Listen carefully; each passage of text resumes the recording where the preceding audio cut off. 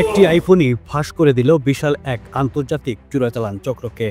Metropolitan police বলছে চক্রটি যুক্তরাজ্য থেকে চুরি করা প্রায় 40,000 মোবাইল ফোন চীনে পাঠিয়েছে গত এক বছরে।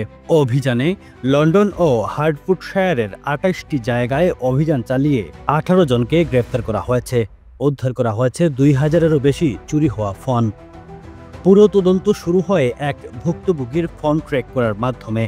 ক্রিসমাস ইভে তিনি নিজের চুরি হওয়া আইফোন ট্র্যাক করে পৌঁছে যান হিথ্রো এয়ারপোর্টের এক গুদামে, যেখানে আরও প্রায় 900টিরও বেশি ফোন ছিল বাক্স ভর্তি অবস্থায়। পুলিশ জানায় আফগান ও ভারতীয় নাগরিক সহ একাধিক সন্দেহভাজনকে গ্রেফতার করা হয়েছে।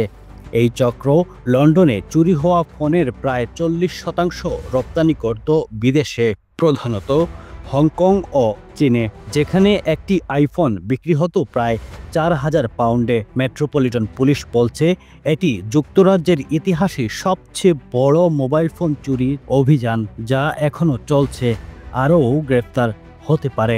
Looking to expand your business in the UK? Start with UBM. Expand with confidence.